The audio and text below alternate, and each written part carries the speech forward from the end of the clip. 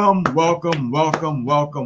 to another exciting show with three men who love to talk about the goodness of the Lord. Three men with beards and glasses. Warriors and hate the snow. Oh, come on, Evan. Come on, Scrooge. Yeah. He was shoveling snow. Oh, wow. Not happy. It wasn't a good day. I shoveled today, too. I did, too. Yeah, your 2 inches you guys got, I'm glad you shoveled that. My fingers were like freezing. Rule of thumb. Really? Use mittens. I'm going to buy some good mittens because they keep your fingers warm. I had gloves on, but as when you keep moving, my body gets warm, so I'm cool. My body's warm. My fingers be cold. Yeah, no, it's okay. Look at him. Are you hurting, sir? Are you hurt? Yeah. I'm actually am.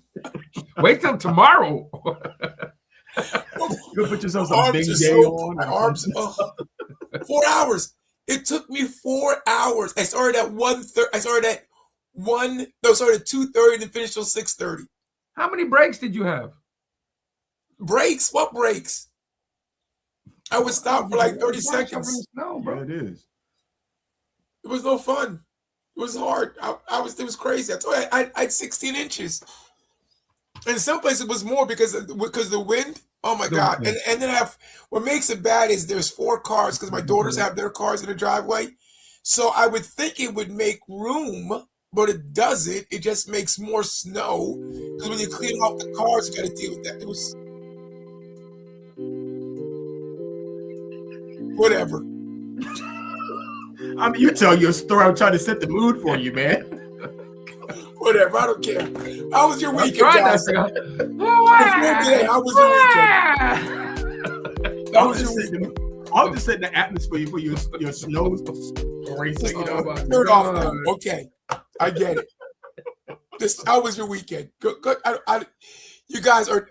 You know what? I thought you guys are my brothers. I have to rethink this. I thought you guys are my brothers. We are your brothers, man. We sympathize with you, man, because we had to snow too, but not as much as you did.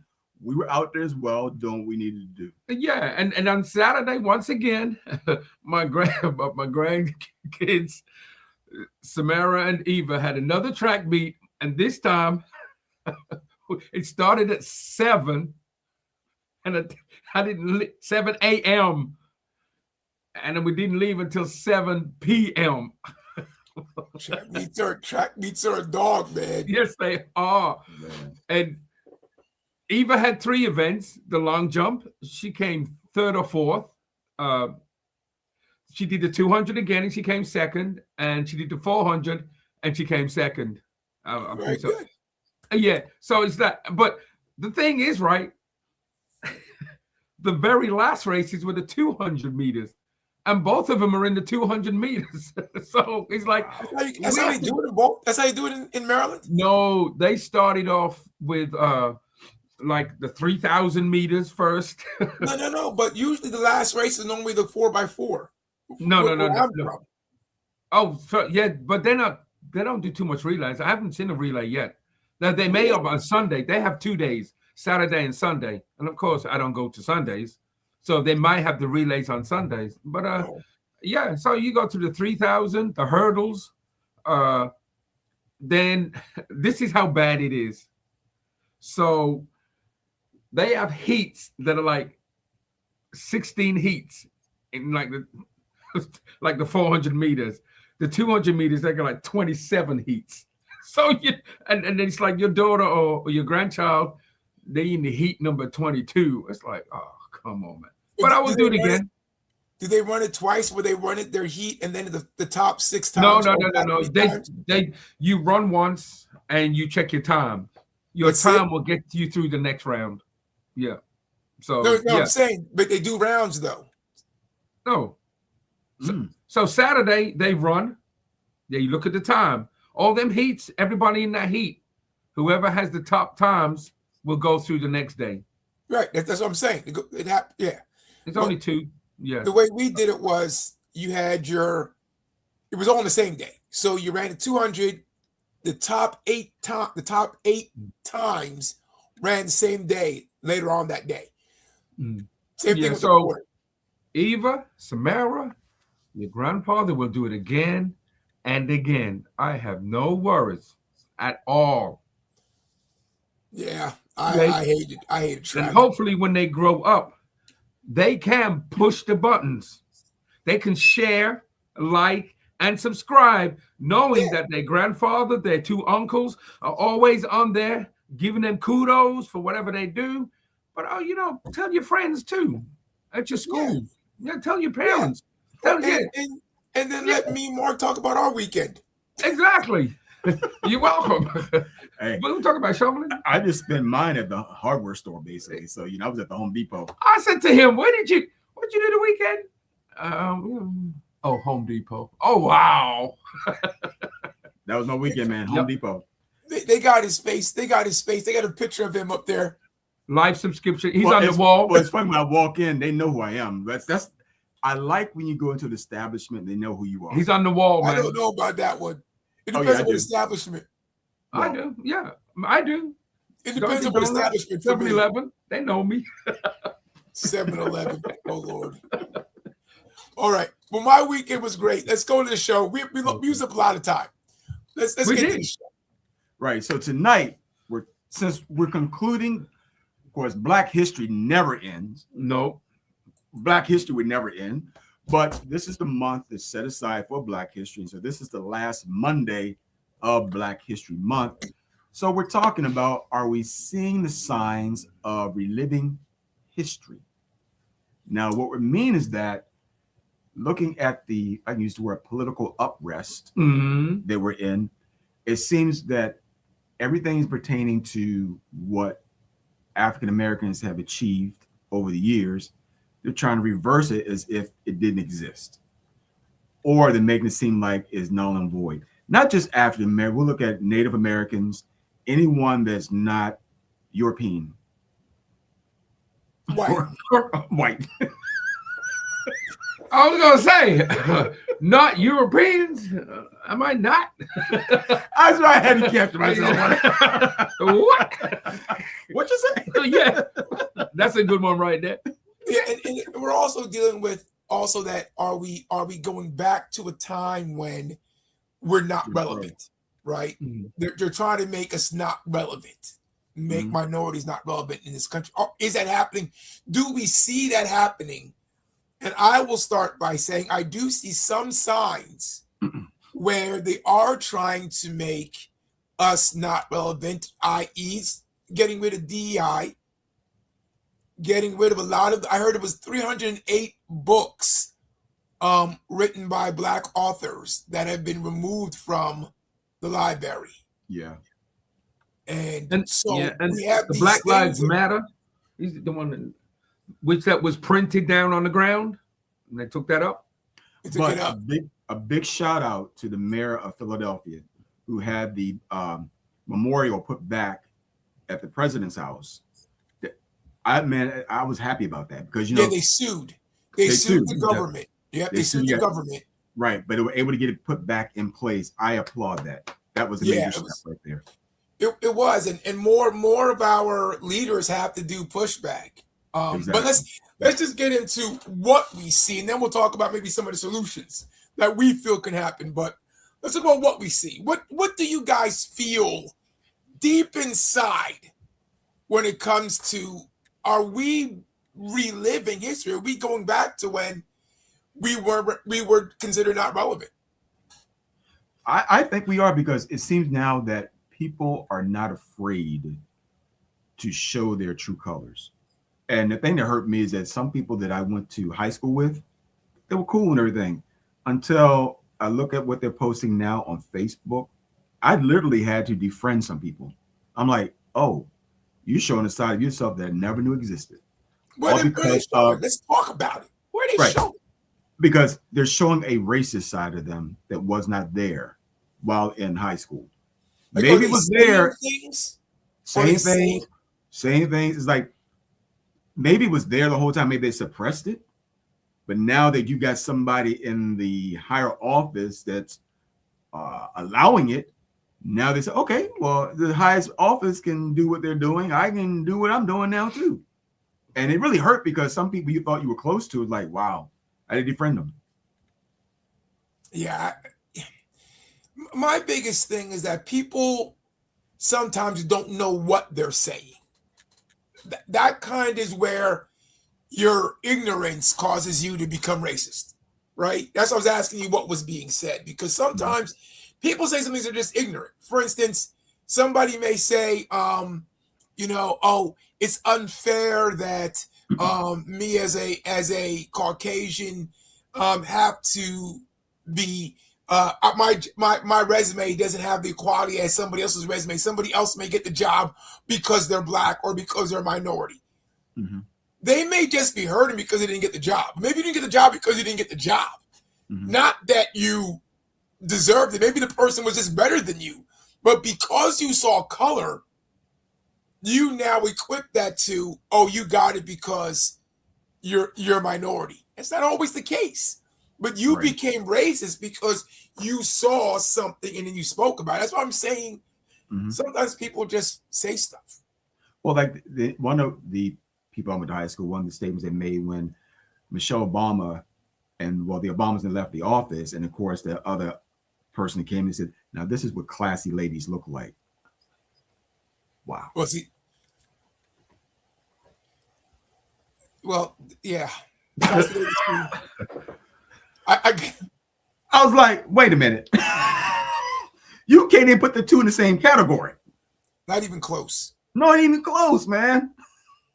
Well, they just try and push the agenda because, of course, who's in the White House, and the lady can only speak half English, and I'm gonna say she needs to be put up there with all these fashion designers, and now she has a dress in I don't know, some fashion show design or something. But anyway, I digress. But well, with my background too, being that my dad was black and my mother was white, and prejudice and racism back then, that was way, way high. People didn't care about what they said. I saw it in front of my mom. Not too many people said anything to my dad. So, but mainly with my mom, because she was Caucasian. And then and later on in life, people would ask me, I would say, oh, they racist or they prejudiced. I said, how do you know? Sometimes there's signs that they give already. And of course, the major one is, oh, I'm not racist. I got 2 black friends. What does that mean? Yeah. And then you're like, excuse me? Oh, yeah. He's like, what does that mean? And then now you hear it in the White House. Yes. Oh, yes. Oh, yeah. I know Herschel Walker. Oh, I remember when I met Muhammad Ali and we hung out together. You ain't never hang out with no Muhammad Ali. I know that much or whatever. But you can pinpoint the color code of who you know instead of saying, yeah, I get along with everybody. But you pinpoint who's your friends. And then you're going to put up people who we assume, well, we just assume in this, that you pay to say, you're a great man. You're going to have people come up there saying, you are great and that you are not prejudiced. Well, the thing that gets me is that we know racism is a learned thing, and it's passed down from generation to generation to generation, unfortunately. And it's a blessing when you see those, if I use the term, can break that generational curse, meaning that, yes, my father may have done this, but I'm not going to do this. I remember I was at a Promise Keeper event in New Jersey at the stadium, and this white guy came up and said, he hugged me and says, I want to apologize for what my people did to you. And it took me, I was like, what do you mean? He was crying because he was upset about what white people had done to black people. I didn't even know this man from Adam, but just had me at that Promise Keepers event. He just came up to me, just gave me the biggest hug and said that. It made me feel good, but it's like, that's how some people feel, that they have to apologize from what their forefathers did. Well, I think there's a lot of people out there who do just what you said. They're trying to change the system, or they're trying to change into saying that the color scheme, black, white, because even with your work friends or whatever, you can get on with. It doesn't really matter who it is. And with your kids growing up, they tend to, like you said, it's a learned thing. We're not going to our kids, be careful, watch what you say to the white people right there. or say just because they don't even do that. Kids are just innocent about all that. And even with the racism now, following soccer in England, you see, I remember when even being mixed, being the 10% in a soccer crowd. And then when a black player came on, it's all this black this and black that, throwing banana skins on. And my friends are looking at me, sorry, I'm sorry. Hey, look, they're going to keep on doing it until they don't do it. Mm-hmm. But, and then, of course, it changed. It starts changing because people, now they want to do it more in soccer now, where they have silence at the beginning or they kneel down because they're against racism. But it still happens on the field. Even up until now, it's happening. People calling people niggers or black and hiding themselves with their shirt so that they can't be seen. He said the N-word Yeah. in front of our live studio audience. This is what Hey, man, half of you can't say that. Only half of you can say. The other half can't say that, man. Bro, okay, here you go. This side said it. Okay. But you know what he was saying? You remember there was a commercial, and it resonates dear to me, where the little girl's at the playground, and she sees her classmate. Yes. And she wants to go, and the mother goes, "No, why don't you play with these kids over there?" And the mother goes, the little kid goes, "But why, mommy?" "Well, why not play with them over there?" The mother did not want her daughter to go play with the black students, black kids. Now they went in the same class together, and she's like, "Mom, she's in my class, but yeah, I'd rather for you to play with the kids over there." And the little girl's looking at her mother like this. And then we'll get chastised when they go home. Didn't I tell you what you're not supposed to do? And so the mixed reaction of the kids when they do go to school is like, why can't I play with it? I mean, right. I sit next to it in the classroom. It's a learned thing. So look, I've seen it. I've heard it. And I think that, I think we were getting away from that, but because of now, that's why I'm saying we kind of see the signs of it, because we're kind of going back to that, right? Exactly. We're kind of going back to when people are saying, don't play with that child, where, there was a time when we were getting away from it, where it was, or at least it wasn't prevalent, it wasn't said. Now you kind of see it. And it's a lot to do, I think, with the government that's in place, because they're just as bad, right? They're just as bad when it comes to, the racial profiling that was being really, really relegated until this now regime has come in, where it's almost okay to be a police officer and do whatever you want to do, or be an ICE agent and do whatever you want to do. I was watching a video where, and it wasn't even a black family, it was a white guy. He was like, "You can't come into my house without a warrant." And they were looking for somebody. He says, I'm going to tell you if he's here or not, but you can't come to my house without a warrant. The police officer kicked the door in. Yeah. He goes, "You can't do that." He goes, "I can do that." And he goes, "No, you can't. Where's your warrant?" And the police officer just walked in. Didn't he walk through the house in the rooms and all that stuff? Yeah, he walked in. And the guy told him, "No, this is my bedroom, man. You can't come in my room. Yeah. I can do what I want." He said, "I can do whatever I want." He's like, "No, you can't. I'm not the person you're looking for, and you can't walk in here." And the police officer just walking out. He ended up, I'm sure he's going to end up suing him with a lot of money, but that's what we've gotten to. We've gotten back to a place where I remember driving and having and being told, "Be careful how you drive. Yeah, be careful, who pulls you over, what town you're driving." And then I kind of went away. We're kind of not worried, but now we're back to that.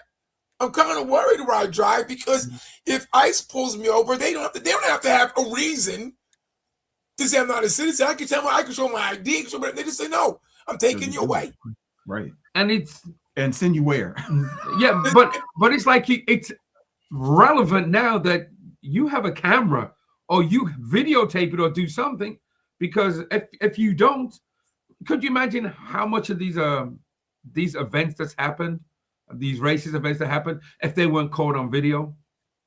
I'm sure there's still tons, right? There's probably thousands still, because we see a whole bunch, but how many we don't see? Exactly. I mean, the latest instant where down in Mardi Gras, where they had the black Barbie dolls with chain Oh, beads yes. just roped around their neck. Yes, Like they're being hanging. hung. Yes, I saw And that. and one little girl they threw it, and one little black girl had to catch it, and that's what brought their attention. They're making like little nooses around the black Barbie dolls at Mardi Gras.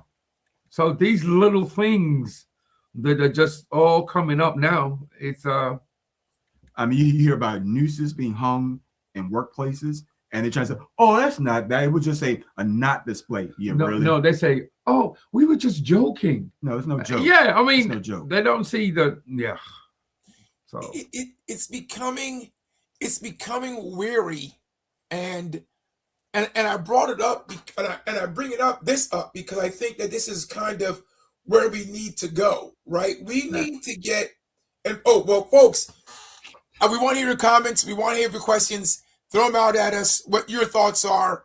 I know we pretty much are all minorities that have watched the show, but if you're not a minority and you have a different opinion, please throw it at us. We want to hear it. Okay. But that I forwarded you guys that pastor who was speaking about, not being that the Christians aren't Americans, we're Christians, we're children of God first. But what really impressed me was when he said, this is not a white church, and there's no such thing as a black church. He used the white first. Normally, these people will go black first. But he first said, let's take a look at ourselves, then let's take a look at the others. And I was impressed by that because he was saying that we're all, whenever I looked in the crowd, he had some black folks in the crowd, so it was nice.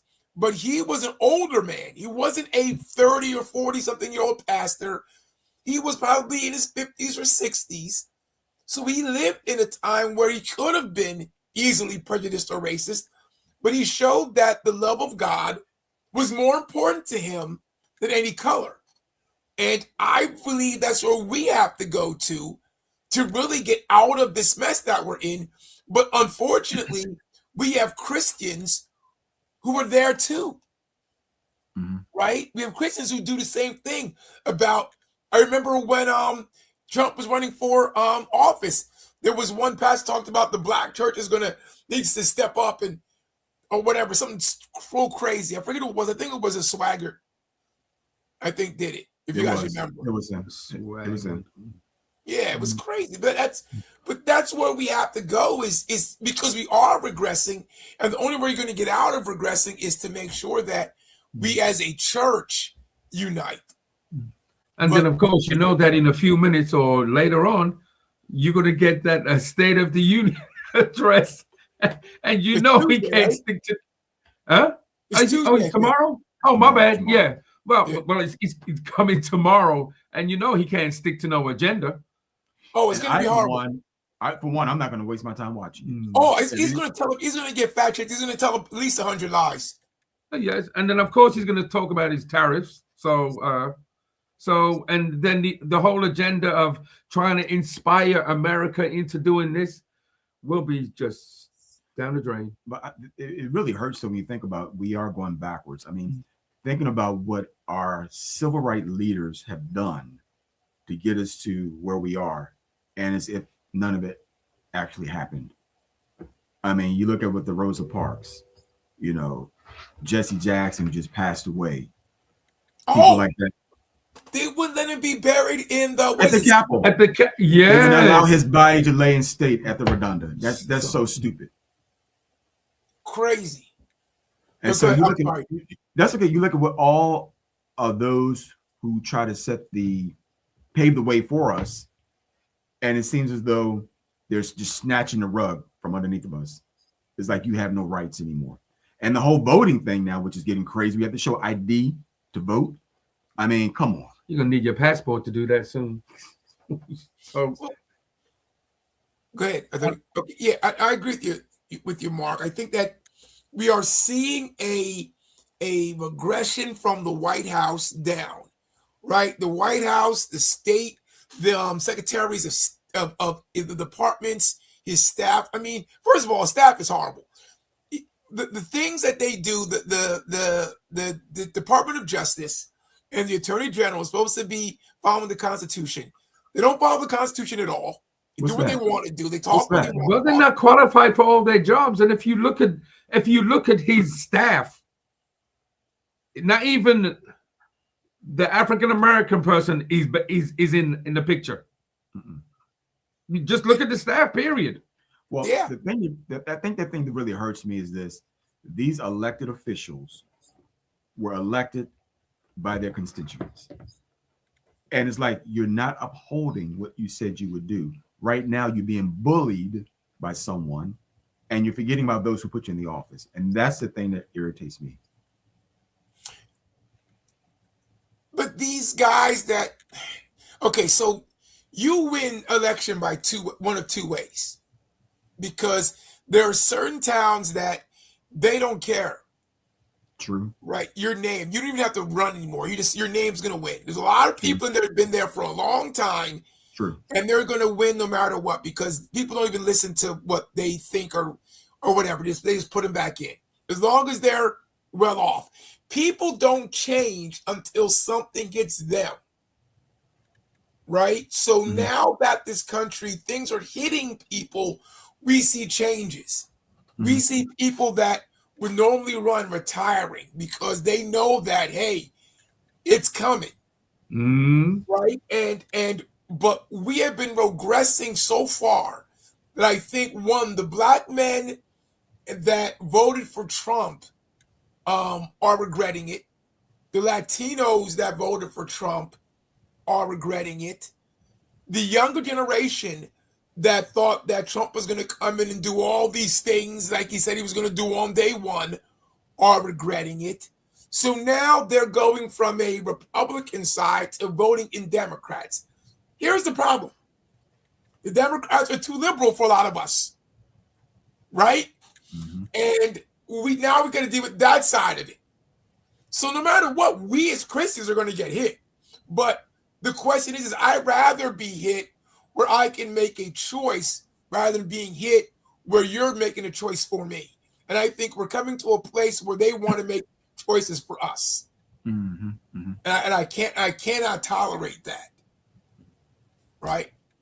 It's something. Well, look, it's 7 o'clock. 8 o'clock. Let's get to some of these questions that are out there. Or do you want to say what you want to say first before we get there? Or your mind is clicking like you ready to say something? Oh, it's clicking over here, man. I see smoke coming over here. No. Yeah, I don't know. No. I know he must be reading something. I don't know what he's doing. Yeah, we can roll. No, I'm not reading anything. This is a great subject. And so like you said, something's brewing. And when I say brewing, I mean, even on the White House side, it's like, just like they did that march they had years ago, the white march they had years ago, January 6th, in Carolina. Oh yeah. The one where the guy hit the woman. Yes, you know he's coming.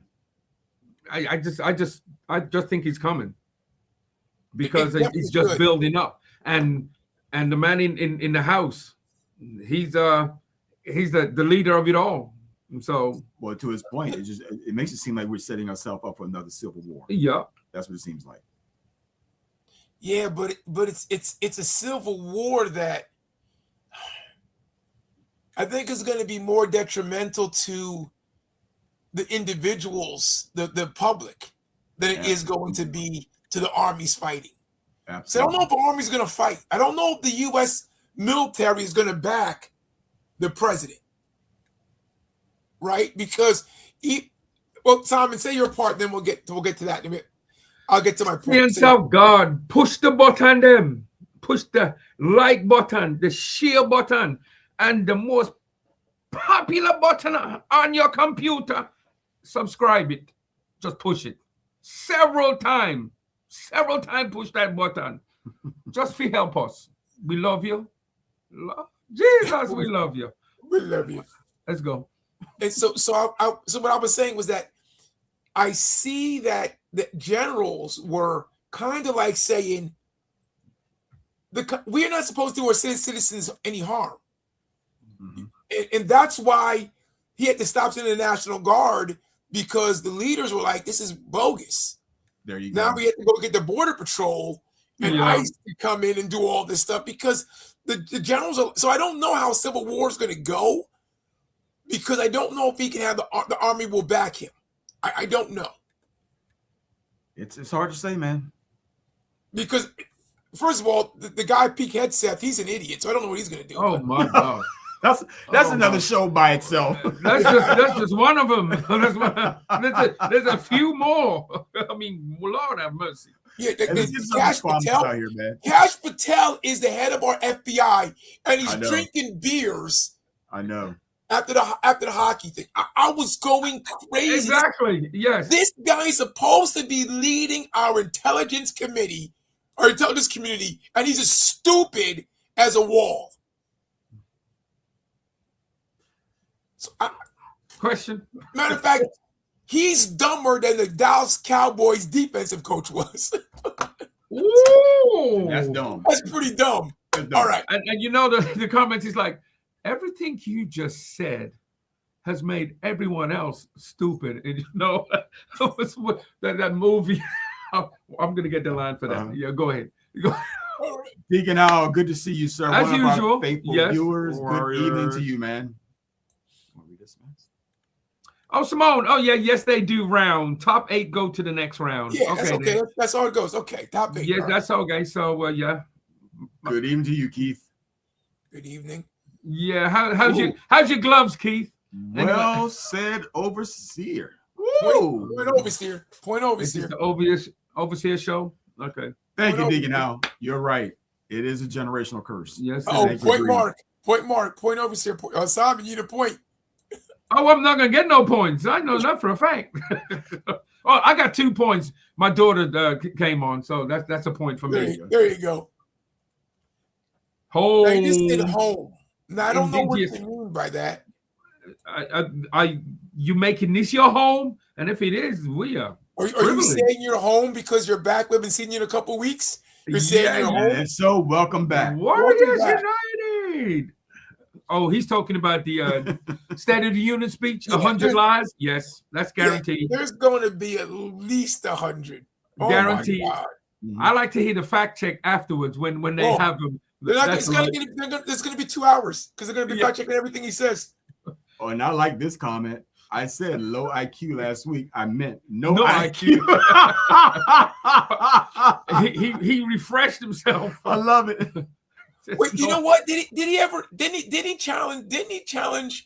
President Trump challenge Jasmine Crockett with the IQ test? Didn't he do that? Oh man, he messed with the wrong person. He messed with the wrong person. She's something else, boy. Man. That's my pit bull right there. Texas, no way in the world. Yeah, he's messing with the wrong person. We're at a point that we may have to always have our passport, unfortunately. I think we're there. Yeah. Question. With all this going on, do you think it's setting up the world stage for the mark of the beast? Because you know, with that mark on you, you won't be able to buy or sell. It's like having your passport. They can scan you, see if you're with us or not with us. Yeah, but that's. I think you can see it there, but I think there's other signs there. I don't think this one particular because this is more for minorities, right? The sign of the beast is going to be for everybody. True. For us, I think for us, we have to carry my white buddy won't have to carry it. If I'm in a car with my white friend, they pull us over. They're not going to look at him. They're going to look at me. Oh, that's a given. Yeah. That's how I have to keep him. You're going to say, "I'm talking to you, man. Are you a U.S. citizen?" No, he did not. He said that. I'm going to keep him with me. Oh Lord! I'm gonna have to sit sideways so they can say, "Oh." Wow. No, but all serious. No, but you're right. Yes, it is. I mean, we at that point. Do you keep a copy? Well, I normally keep a copy of my passport and my stuff on my phone anyway. In the event something happened, I had that for travel purposes. So that's always on my phone. Because when you watch some of these futuristic movies, you think, is this the signs of the times? Is this really going to happen? Yeah. And yes, you can see that it's happening. Mm-hmm. So. I'm telling you, I was saying to somebody the other day, I'm waiting for him to announce a purge. I'm waiting for him to do the purge. We've said that. We talked about that last year. Yes. We talked about it last year. Yes. Oh, Lord have mercy. How many of the saints going to say saints with the purge? Now, Keith makes an interesting statement. Go ahead. No. Where can where cannot relive? We cannot relive history because history has informed us of our power. We can never shrink back. What do you guys think about that statement? Well, for one, I don't think we're going to shrink back. Right. Well, for one, you cannot erase our history because our history is embedded within us. Exactly. So you can't, no matter what you try to do, it's going to be there. I mean, it's been told from generation to generation. We've seen it. We've made some of our aunts and uncles who are still living have gone through it. So you're not going to get rid of it. I don't think he's just disappointing. But I think he says we're not going to relive it because we're informed. Right? So he's saying that we can't regress back to it because we now know not to let it happen. But here's the problem. But if people do not speak up, our rights will be taken away. Well, they've already been, right? True. If DEI has been removed, that's gone. And we know that there are job interviews that you go to. Correct. That if they see your name and your name is Laquanda or Trash. Tyreek, it's not even going to look at. Yes. They're going to look at it. Right? So we know that them taking away DEI will hurt us. So yes, we have regressed back. Right? Them taking away the fact that slavery was a real thing in the United States, and they're using it as that divides us, doesn't unify us. Well, no, it brings to remember that we don't want to ever go back there. So I may never become a slave again, but guess what may happen to me? I may be on a ship again because they're shipping people out of here like crazy. There's going to be a ship coming. They're going to be ship sending us away because they've already talked about the race issue where last year, for the first time in American history, there was more minorities born in this country than Caucasians. Let the man speak, please. He's on here growling. No, it's just disappointing that the youth of today, if they keep taking stuff away, what are they going to see? Visualize the history. Because what's going to happen is they're trying to take it out of schools. They're trying to take it out of museums. They're trying to take all this away. And the only way you can do that is if you have civil rights people in your family or your grandparents or whatever, and you can talk about it. That's what's the disappointing part about it is that your generation, this young generation now, need to learn more about it and push on your forefathers or whatever. And this government is trying to take it away. You know, you said something earlier about the word slavery. I read an article today, and this has really got me. This couple in West Virginia adopted 3 black children. They were white. They adopted 3 black children. You know what they did to those 3 children? They chained them up like slaves, had them working the fields, did not feed them, did not provide health care, had them sleeping on floors. They were treating them like little slaves until somebody got wind of it. And of course, Child Humane Services came in and got those kids about it. And now I forgot how many years they're getting in jail, but that was their purpose, to adopt black children to make them slaves. It's crazy. So some people are reverting back, thinking they got the privilege to do this. Wow. All right. Archbishop says, something is going, saints. I work for the government and we see it. Oh, yeah. Yes. Yeah, tell us what do you see, man? Please, give us a heads up. Oh, no, let me clap her. She's back. Yay, she's back. Oh, my God. It's like, what, 2 months? I don't know. It's been long. 2 months? It's been so long since we heard from Anita. Oh, my goodness. We'll probably let you do it. So I'm not going to be biased. Go ahead. This administration is doing everything they can to take away the black voice. But I don't see this new generation standing for that. This is definitely a time when the black race needs to stand up. Or is there more? I'm sorry. Yeah, that's it. So, Mhm. is the generation standing up for it? I don't think so. If anything, they're too busy. I can't really say that. So when you say the generation, so we're talking about, okay, what, like the Jasmine Crockett? I mean, is that generation? Are we talking about that or even younger? I would say millennials and it's She's probably Generation millennial. She's Z. probably young. She doesn't look Yeah, old. Okay. Generation Z. To me, I see more of having a good time versus standing up when you see wrong. What is that expression? If you see something, say something. As if they're not saying anything of what they're seeing. And really not knowing what you're saying when you do, I mean, for instance, get pulled up or someone approaches you Mhm. and you're just totally aggressive right away, not really knowing what you're really saying.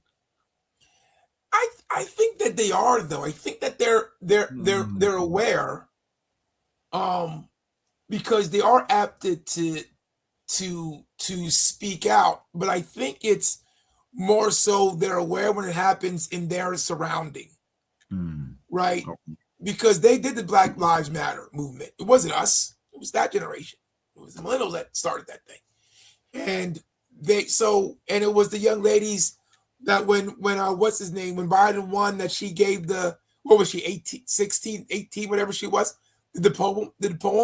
oh yeah, that was nice. Yeah. Right. So we do see it coming from them. I just don't know if they're active where they're saying, okay, I see it now, I'm gonna let my vote work. Because we also saw that young people like Trump Young because of Republicans. things like economics and things where the economy was, well, we can't get into that. We got so much Right. more. Okay. So Archbishop came back and said the military are somewhat anxious also. I see it every day. Now, again, Bishop Taylor, could you please tell us what you're seeing? Because See, I oh, believe he's done sorry twice. I am in and keenly listening. because of Appreciate you. perspective of Kenya, right? So Yeah. Oh, okay. Yes. because they were colonized, so they have a different perspective on race relations Oh, because they yeah. still go through it too. Great. So Okay. Help my wife, somebody. Woo! This administration is dumb as dog. yo, Anita, Oh, dogs are not that dumb. Come on, stop that. Don't do dogs like that. what? Dogs are smart. Yeah, you tell them to sit, they'll sit. Don't do dogs like that, Anita. Come on. Maybe you got to throw them a bone or something. I know. Deacon Lyon says, with Trump using foul language, Wow. and insults when referring to people has been normalized, and it seems nobody is pushing back. And I totally agree with that. Yeah, and he's supposed to be the leader of a he generation. represents us. He's setting the He's tone. supposed to represent the American citizen, and that does not represent the American citizen. And all you do is insult people, whether they handicap or not. He said clean. Clean. That's an inside thing, guys. Yeah, no, I told him about his gloves. Yeah. Okay. Oh, just to let you know, Rupert, Keith, he had his gloves on. Don't do that, man. And he got some hand sanitizer and forgot to take his gloves off and was using it on his gloves.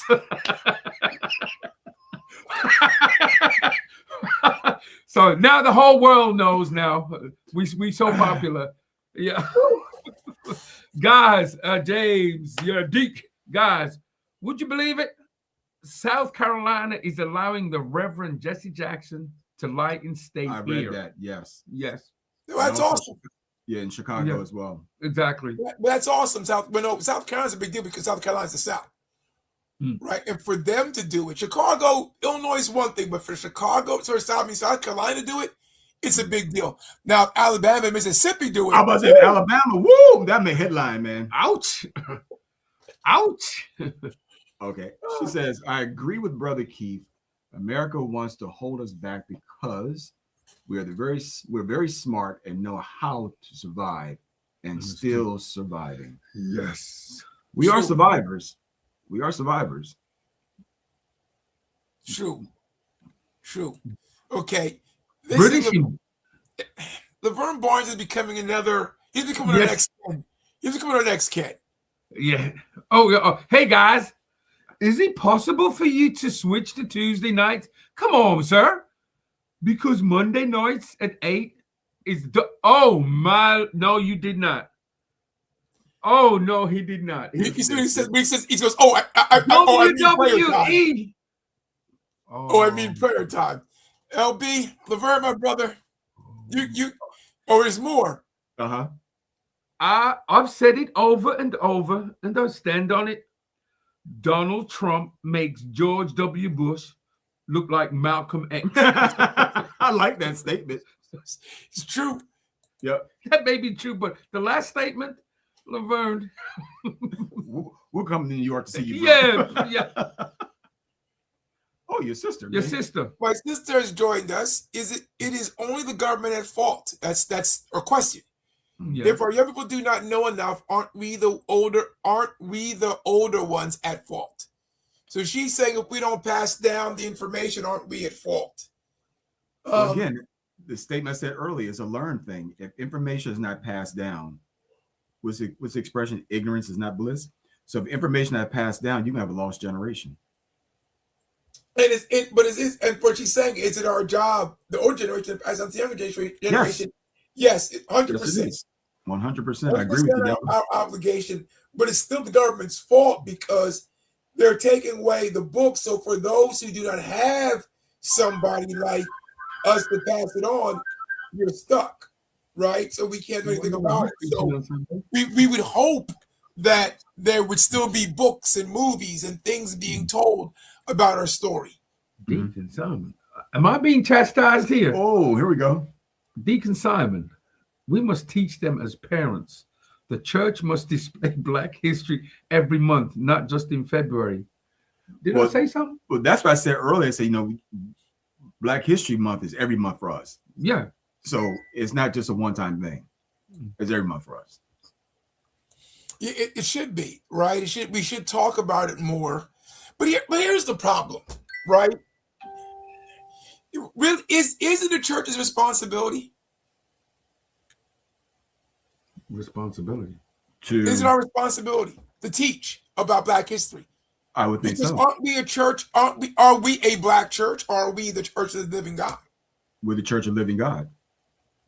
So if we teach Black history, are we not excluding our brothers and sisters that are not Black? Mm-hmm. That could be Asian, that could be white, they could be whatever. Aren't we excluding if you're teaching it and they go to your, but if you're teaching it and they go to your church, then they'll be learning it too. Yeah, but are we teaching their history?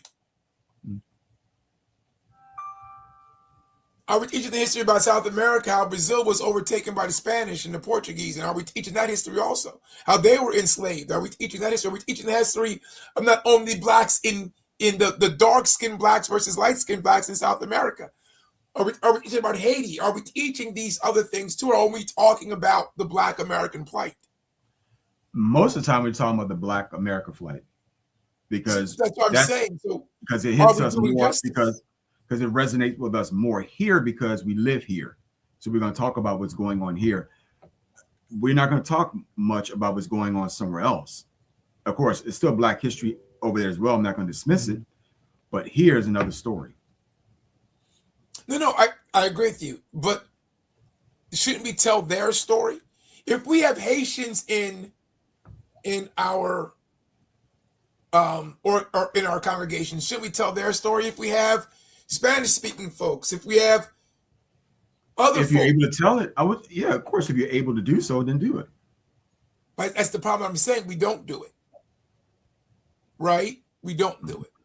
You have those churches that have they'll put the flags up and whatever, and they may have a day where they celebrate the different races, international. They have an international day and people cook different foods and they talk their stuff. But like Deacon Al says, Black history shouldn't be just a day or a month. It should be every month.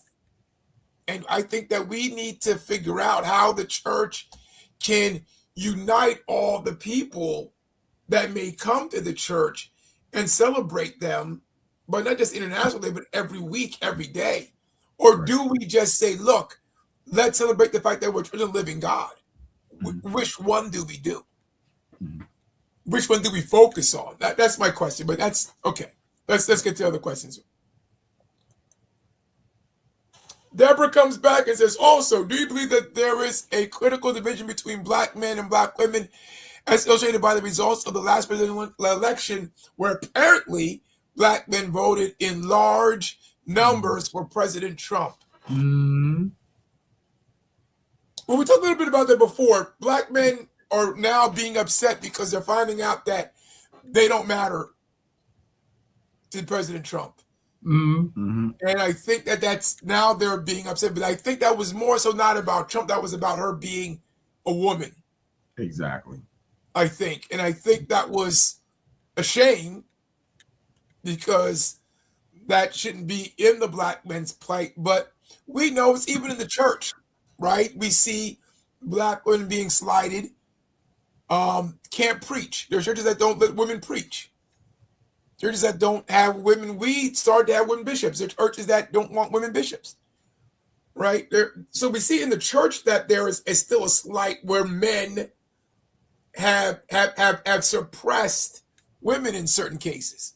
And we have this show about black female pastors, which we have to have a part 2 on that one. Absolutely. But they spoke their plight, just being a pastor. All right. She says, I think it's the parents' responsibility to inform the children of Black history, events, and what our ancestors endured to get the Black race to the point where we shouldn't leave it up to the church only. And what she states there is interesting because if I look at the Jewish customs, they teach their lineage from generation to I think they're about, I'm not going to say about the only one, but the only ones that I know of that do that consistently, where they continue to teach their generation from generation to generation. Even in the Bible, it shows how they do it from generation to generation to generation. I don't think we do that as well as they do. No, but that's a mandate by God, though. Okay. It was a mandate, right, for them to do that. And they follow that mandate. We should have a mandate to do it too, but we don't have a mandate from God. Okay, see, that's what I'm getting at. Right? But the Native Americans, they do it also. They also do it that way. Mm-hmm. And so I think Indians too. Indians from India, I think. Black history is American history. We are the guardians of our history. Ooh. That's a real good point. I like that we are the guardians of and our that was history. from That's a real good point. That hopefully she call it Black history, but it really is American history, right? Because it's the Black plight in America. And they're erasing part of their own history. Because with every wrong person that has done wrong by the minorities in this country, there's always one or two of the majority that has done right by us. Mm-hmm. Mm-hmm. Right? You erase a lot. You erase what John F. Kennedy did. Right? You erase a lot. You erase those that walked and marched along with Martin Luther King and those. You erase a lot of those folks. Now, there's not a whole bunch of them, but there are many that are there. I think it was the slave. I forget the slave. The Harriet Tubman's had to go to Obamalish in the north to help her do the railroad, underground railroad. They were white. They were white Christians. Yep. So, but okay. Mm-hmm. You know, I remember this when Malachi, he did interview Bishop Burroughs about his Black History Project, and he did talk about segregation and how he witnessed it firsthand. Even my mother-in-law, she often talks about how they picked cotton back in the day. I'm like, wow, that blows my mind knowing, someone actually picked the bales of cotton. But they picked it as free folk, but they picked it though. Yeah, which is crazy. Mm-hmm. The Black Americans, that's not me. History is the only history that is being erased. Well, Not really. They're taking down everything. They're taking down all minorities. Yes. Mm. Right? And DEI wasn't for black. DEI was for all minority groups. Mm. So I understand what you're saying, Deke, but it's more than just that. Unfortunately.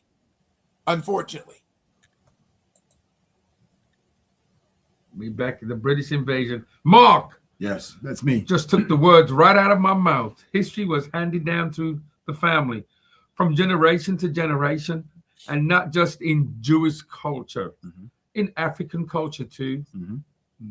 But in African culture, a little bit different. In African culture, I think they had like a shaman, I guess they call it shaman, not shaman, but a person who knew the history. And he would sit and he would teach, right? So there would always be something teaching the history. There was like a person. That wouldn't be a bad idea to have a person. We call them historians, right? Bishop Johnson, who was an historian. Yeah, Bishop Johnson, Robert. Right, Robert Johnson. In my family, we have that person where you will always go to who was so-and-so's and the whole lineage of everything. Of course, now that person's passed on, but we have another person kind of pick that up where you find out more about the family tree and the lineage, because you need to have that in someone, at least in the matriarch in your family. Somebody. Information. Yeah. Somebody you can say, don't I have a cousin? Yeah, your cousin, and they know it. Like you have a cousin there and a auntie here. It's like, that's my family's so small we don't have that. But yeah, hopefully one day we will. My family's huge. Like, oh, that's your cousin? You better know who your cousins are. Bring them home to dinner and go, hey, no, that's your cousin. I've got 3 cousins that are in England. And if they sat next to me on the bus, I would not know who they are. Don't worry about it. Me neither. Hey, look, me, I wouldn't even know them neither. My family's smaller than yours, I think. Well, this is funny. I was on a sales call with a guy on my job. We're riding up to Camp David, up that way, Fort Detrick area. And we just had to be talking about it. He said, yeah, over there, my mom. I was like, your mom? He kept talking. I said, wait a minute, what's your mother's name? I said, man, we're related. Didn't know that was my cousin. I'm sitting in the car with my cousin driving up the road. And with Spark, we were talking about where we grew up. I hadn't seen him in years. So that's why I didn't know who was my cousin. It was like, you just never know, man. You see that? There it is. I don't know. Oh, wow, look what time it is. Griot? Growth? I don't know. But yeah. Let's last comment. Oh, wow. What a show. Great show. Man, this show went by too fast. Too fast. Great show. Awesome show. Well, we thank you all for your comments. We thank you all for your questions. And I think it was a great show, gentlemen. Rupert, go have fun shoveling snow. Yes, finish. Because my streets are clear. I'm done. Oh, what? That was too early. Whoa. It must have been clear because I drove all the way to Mark's house. That's it. Ain't nothing. Yep. So stay tuned next week and he'll say, shovel more snow. No. You're welcome. Yeah, shovel more snow. Thank you.